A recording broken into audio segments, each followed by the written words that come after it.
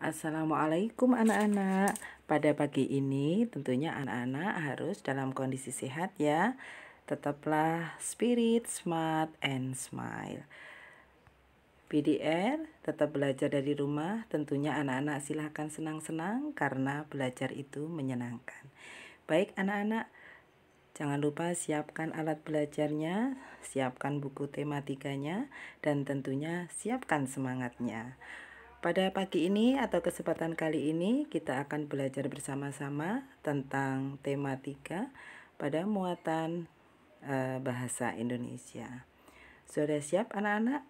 Baik, kita mulai pagi ini dengan tema 3, yaitu tentang tokoh dan penemuan. Pada tema 3 ini kita mempunyai tujuan pembelajaran, yaitu menggali isi teks penjelasan atau eksplanasi ilmiah yang dibaca dan didengar. Nah, apa itu teks eksplanasi? Mari kita sama-sama simak slideshow selanjutnya. Nah, teks eksplanasi yaitu suatu teks yang menjelaskan tentang proses terjadinya peristiwa alam atau sosial. Baik, kita ulang. Teks eksplanasi yaitu teks yang menjelaskan tentang proses terjadinya peristiwa alam atau sosial. Pada teks eksplanasi tentunya muncul satu pertanyaan, mengapa dan bagaimana? Nah ini, kita ambil salah satu contohnya, bahwa teks eksplanasi karena ada pertanyaan sebab akibat, maka teks eksplanasi merupakan teks non-fiksi, bukan cerita legenda, bukan dongeng, dan lain sebagainya. Tapi teks eksplanasi sekali lagi adalah teks yang digolongkan ke dalam non-fiksi. Baik, kita lihat contoh yang pertama, yaitu di sini ada gejala peristiwa tsunami. Mengapa terjadi tsunami? Bagaimana tsunami itu terjadi? Nah, ini bisa dibuat satu teks eksplanasi menceritakan tentang peristiwa tsunami. Ada lagi tentang siklus air, kita bisa bercerita tentang siklus air. Ada lagi tentang gempa bumi. Nah, di sini gempa bumi, mengapa terjadi gempa bumi? Bagaimana gempa bumi bisa terjadi? Nah, ini bisa kita tuangkan dalam teks eksplanasi. Contoh lagi tentang peristiwa alam, yaitu tentang peristiwa gunung meletus. Ini bisa kita ceritakan dengan satu teks eksplanasi yang sederhana. Bagaimana anak-anak? Dari definisi teks eksplanasi sudah paham? Paham ya? Baik. Kita lanjutkan. Nah, pada teks eksplanasi itu mempunyai bagian-bagian. Yang pertama yaitu ada pernyataan umum, kemudian ada deret penjelas, kemudian ada penutup atau interpretasi. Mari sama-sama kita pelajari pernyataan umum itu apa. Pernyataan umum yaitu berisi informasi singkat yang akan dibicarakan. Kalau kita mengarang, ini merupakan satu pembukaan, pendahuluan. Kemudian apa deretan penjelas? Deretan penjelas berarti berisi urutan cerita tentang peristiwa atau gejala yang terjadi. Dari pernyataan umum yang masih garis besar kemudian diceritakan ke dalam deretan penjelas. Nah, di endingnya terakhir di penutup teks eksplanasi itu ada semacam penutup atau interpretasi berisi pendapat singkat penulis tentang peristiwa atau gejala. Baik anak-anak bisa membaca teks yang ada di buku tematika halaman 1 sampai 2, dan di situ bagaimana listrik bisa mengubah wajah dunia. Anak-anak bisa membaca per paragraf, kalian jawab pertanyaan yang ada di halaman 2. Siap ya? Baik.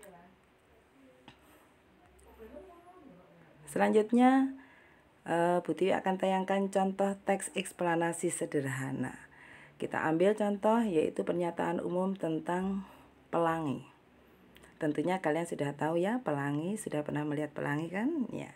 Biasanya terjadi bersamaan hujan atau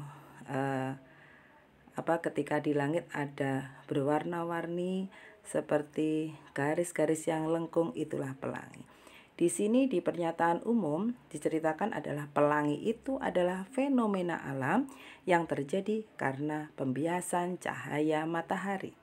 Nah, ini berarti konsep yang akan dibicarakan adalah tentang pelangi. Selanjutnya, bagaimana deretan penjelas?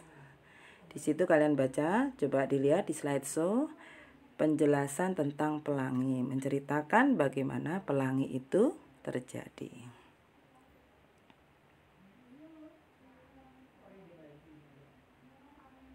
Sudah selesai dibaca? Baik. Terakhir adalah kesimpulan atau interpretasi. Disimpulkan bahwa pelangi itu bisa terjadi saat sedang hujan ketika matahari bersinar dari sisi berlawanan dengan arah kita menghadap. Nah, inilah satu contoh sederhana teks eksplanasi. Kalian nanti bisa berlatih dengan bercerita tentang gejala alam yang paling sederhana, tentunya yang kalian pahami. Selanjutnya, ada ciri-ciri teks eksplanasi. Teks eksplanasi itu menjawab pertanyaan bagaimana. Jadi di sini kalau menceritakan bagaimana, penulis harus paham atau menguasai materi.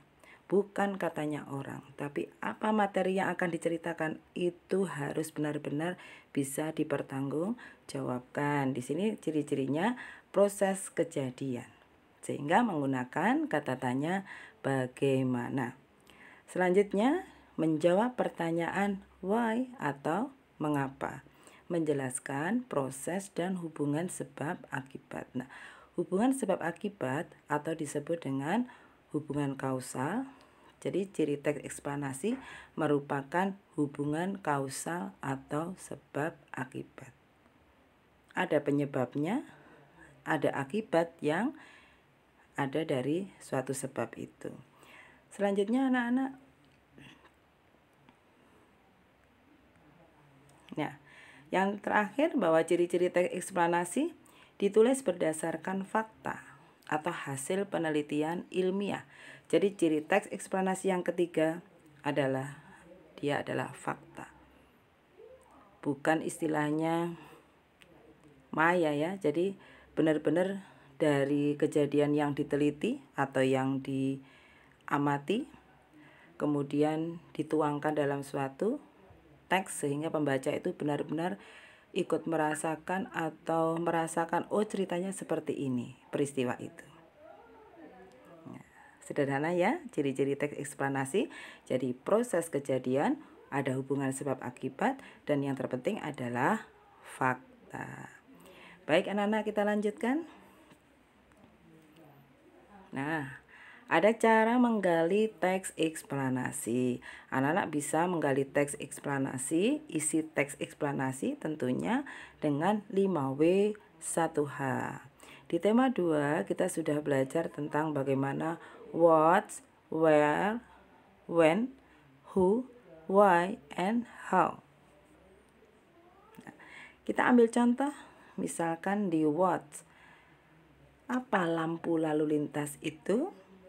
Nah, di sini lampu lalu lintas alat yang digunakan untuk pengatur pengguna jalan. Kemudian W yang kedua, who. Siapa Morgan itu?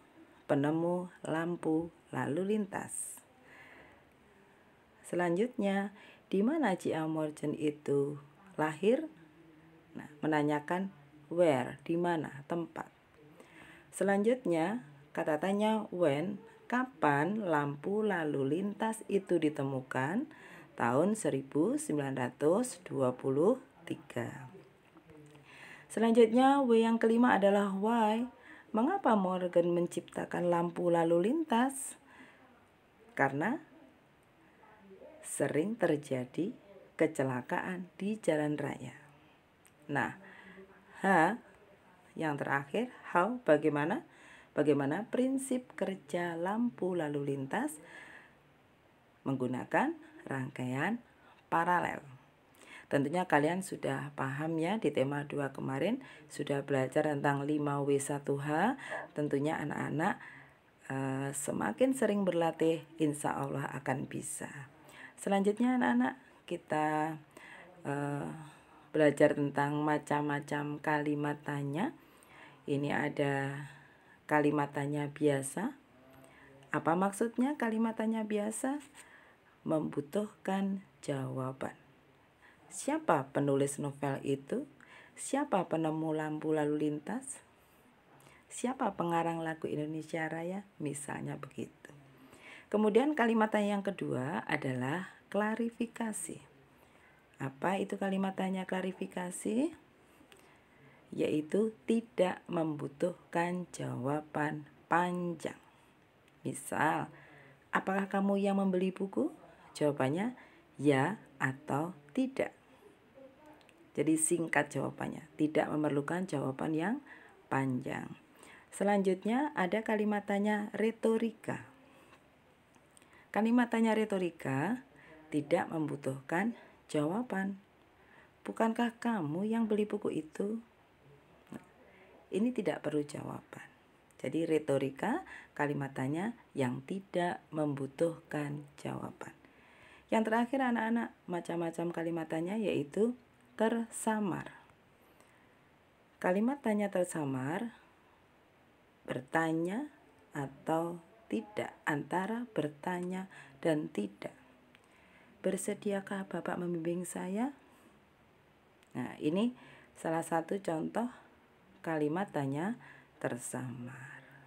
Baik, selanjutnya hal-hal yang diperhatikan dalam menemukan info penting dari bacaan.